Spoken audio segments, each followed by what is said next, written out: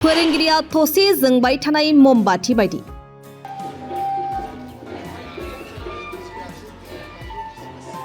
जाय ममबातिया गावनि देहाखौ गलिहोना सुबुं माहारिनो सोरां होयो। 22 बोसोर दानारि बेथन मोनै आरो 34 बोसोर फोरोंगिरिनि खामानि मावबोनाय बिलान बसुमतारिया आजिरा लाबाय। अदालगुरि जिल्ला सोलोंथाइ खोन्दोनि सिङाव थानाय सनाइगाव गोजौ फरायसालियाव 1990 मायथाइनिफ्राय लोगो फोरोंगिरि आरो 2001 मायथाइनिफ्राय गाहाय फोरोंगिरिनि बिबान रुजुनना ओनसोलाव गियाननि सोरां होबोनाय बिलान बसुमतारिया सोलिफु बोसोरनि थांनाय फेब्रुवारि 28 खालाराव आजिरा लायो। बिथांनि बे आजिरा लानायखौ बिथा खालामना फोरोंगिरि सोलिफु आरो बारग' फरायसा बर' थुनलाइ आफाद दुलाराय बर' फरायसा आफाद आरो ओनसोलनि मेलेमजिबि दिथागिरि समाज सिबियारि जथायै शुक्रबार सानखालि बिदाय फोरबो हाबाफारि लानायनि गेजेरजों बिथांखौ मान होना बिदाय होनाय जायो। बे फरायसालियाव आङो 1990 मायथाइयाव फोरोंगिरि हिसाबै थिसनजादोंमोन आरो बे फरायसालियाव आङो आंनि गियाननिफ्राय फरायसाफोरनो बे ओनसोलनि शिक्षा बिथिङाव जौगासार होनो थाखाय आङो गोसो होसारनानै खामानि मावबोदोंमोन आरो ओनसोलनि गोरों गोरा साननो गोरों आरो गारजेनफोरखौ लोगो हमज्लायनानै आरो बे ओनसोलनि माखासे माहारि आफादफोरजों लोगो लाफानानै बे फरायसालिखौ बर' मिडियाम बर' बिजों हिसाबै फोथांनानै लाखिनो थाखाय जोबोद नाजानानै जों खामानि मावबोदोंमोन। बेवहाय गोबां फोरोंगिरिफ्रा बेयाव फोरोंगिरि महरै मावफैदोंमोनब्लाबो सरकारि नङैलाय माखासे फोरोंगिरिफोरा गुबुन सरकारि साख्रि लानानै थांजोब्बायमोन। फोरोंगिरिफोर गैया जालांबायमोन। साथामसोल'सो फोरोंगिरि दंसैमोन। बिनि उनावहाय 91 मायथाइयाव जों फैनाय लोगो लोगो आरो गुबुन गुबुन फोरोंगिरिफोर फैदेरनानै फरायसा फरायसुलिफोरनो गियाननि सोरां होनो थाखाय जोङो गोसो होथाबनानै जों खामानि मावदोंमोन आरो ओनसोलनि गोरों गोरा मानसिफोरखौ लाफानानै जों खामानि मावदोंमोन। गोबाव सम फरायसा फरायसुलि बिथांमोनजों बे 34 इयार्सआव जिहेतु भेन्सार स्टेजमोन बेवहाय जोङो गावनि जिउ खुंनायाव जोबोद जेंना मोनदोंमोन। थेवबो जोङो सात्र साथ्रिफोरनो शिक्षा होनायखौ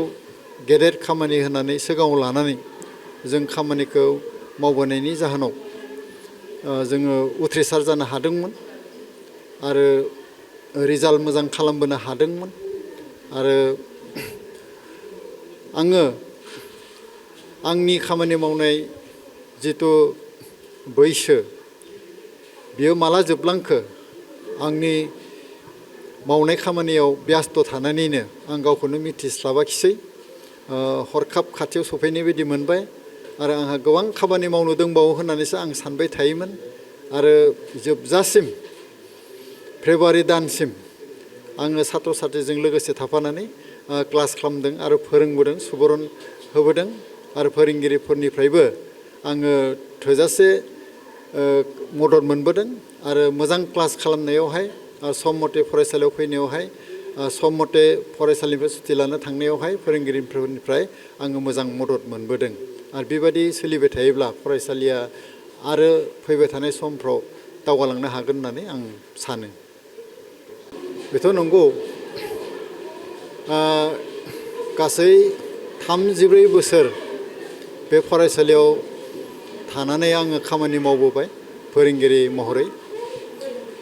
बे मोनसे गोलाव जारनि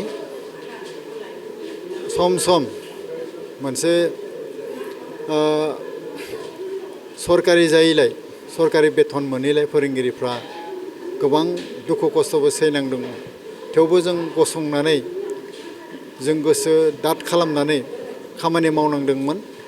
आरो जों फोरोंनायनिफ्राय गोरों खालामनो थाखाय जों जेब्लाबो उनथिं फासयलाङाखैमोन नाथाय फैयै फैयै 2025 मायथाइनि 28 फेब्रुवारियाव आङो आजिरा लाबाय आरो आङो जाखांबोनाय फरायसा फरायसुलिमोनखौ बेयाव थानाय फोरोंगिरिफोरजोंनो मोजां सोलोंथाइ लानानै दावगालांनो हागोन होननानै आं मिजिंथिदों मानोना बे फरायसालियाव फोरोंगिरिफोरनि आंखाल गैया गासै साबजेक्टनिबो फोरोंगिरिफोर दङ आरो जोङो बांसिन सोलोंथायाव दावगालांनो हागोन जेब्ला बे ओनसोलनि माहारि आफाद गार्जियान आरो इन्टेलेक्सुवेल मानसिफोर ज' लोगो नांनानै बे फरायसालिखौ नोजोर होनानै हेफाजाब खालामोब्ला दावगालांनो हागोन होननानै आङो फोथायनाय मोनसे दङ आरो बेखायनो आङो खावलायनो सानो आथिखालनि फरायसा फरायसुलिमोनखौ जोङो सोलोंथाइ होनांगौब्ला बिसोरनि जोङो आखुथाइफोरखौ सोलायहोनांगोन आरो जेब्लाबो सोलोंथाइनि फारसे दावगालु सानथाइखौ फरायनायनि फारसे गुन गोनां सोलोंथाइ लानो बिसोरनि गार्जियान आरो फरायसाफोरनो जोङो सोनानै होनांगोन अब्लानो जोङो बे ओनसोलनि सोलोंथाइखौ जौगाखांहोनो हागोन होननानै आं फोथायो। गोबां फरायसा फरायसुलि बिथांमोन बे फरायसालिनिफ्राय फरायनानै जोंनि फरायसाफ्रानो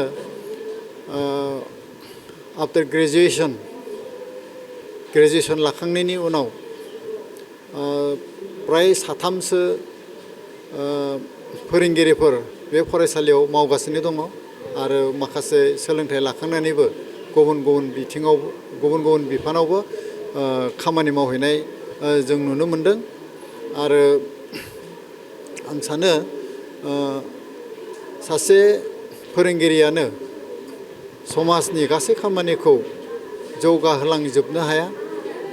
बुहुमाव जों नायब्ला नुयो माखासे गेदेमा सुबुंफ्रा मोनसे हादोरनि थाखाय जौगाखांनाय खामानिखौ मावनानै होलांजोबनो हाया बेखौ उननि गेदेमा एबा उननि मावथिफ्रा बेखौ मावनानै समाजनि थाखाय जौगाखांनाय खामानिखौ मावनो हायो बेबायदिनो आं आसा खालामदों जोंनि बेयाव थालांनाय फोरोंगिरिफोराबो गोसो होथाबनानै गावनि दायित्वखौ गोसो गोथारै मावफुंलाङोबा आङो थारैनो बे ओनसोलनि सात्र सात्रिफ्रा जौगागोन होननानै आं फोथायो।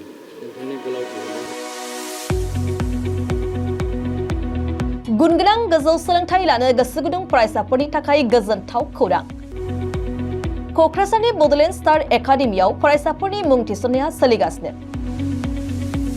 2025-26 सोलोंथाइ बोसोरनि थाखाय 6 थाखोनिफ्राय 9 थाखोसिम आरो HS फार्स्ट इयार आरो HS सेकेन्ड इयार थाखोआव फरायसाफोरनि गोदानै मुं थिसननाया सोलिगासिनो क'क्राझार सहरजों नांजाबनाय साहा फारसे साखाथि तितागुरियाव थानाय बड'लेण्ड स्टार एकाडेमि क'क्राझाराव बड' मिडियामनि 6 थाखोनिफ्राय 9 थाखोसिम साइन्स आर्ट्स कमार्स स्ट्रिमाव बड' आरो इंलिश मिडियामाव HS फार्स्ट इयार आरो HS सेकेन्ड इयार थाखोआव फरायसाफोरनि गोदानै मुं थिसननाया दासान्दि सोलिगासिनो दं रोंगौथि गोनां फोरोंगिरिफोरनि फोरोंथाय होनायजों लोगोसे गोबां उफ्रा सोलोंथाइनि खाबुफोर जेरै डेली फ्री JEE आरो नीट क्लास JEE नीट आरो कम्पिटिटिभ एग्जामनि थाखाय free mock test English speaking class daily GK class career guidance library facilities personal attention हौवासा आरो हिन्जावसाफोरनि थाखाय आलादा थाग्रा हस्टेल बायदि बायदि सोलोंथाइ खाबुफोरजों गुनगोनां सोलोंथाइखौ बे बड'लेण्ड स्टार एकाडेमियाव मोननो हागोन बेनि अनगायैबो मेट्रिक आनजादाव 85% एबा बेनि बांसिन नम्बर मोननाय फरायसाफोरनो बेसेन लायालासे मुं थिसनथाइ होगोन आरो बिफेल नखरनि फरायसाफोरनो मुं थिसननायाव 20% रेहाय होनाय जागोन अब्ला मानोथो गोबाव खालामनो नोंथाङाबो गुनगोनां गोजौ सोलोंथाइ लानो थाखाय क'क्राझारनि बड'लेण्ड स्टार एकाडेमियाव मुं थिसननायनि खाबुखौ लादो बांसिनै मिन्थिनो थाखाय गाहायाव होनाय मबाइल नम्बराव फोनांजाब खालाम मबाइल नम्बर 7638008149 6003494371 आरो 6003034997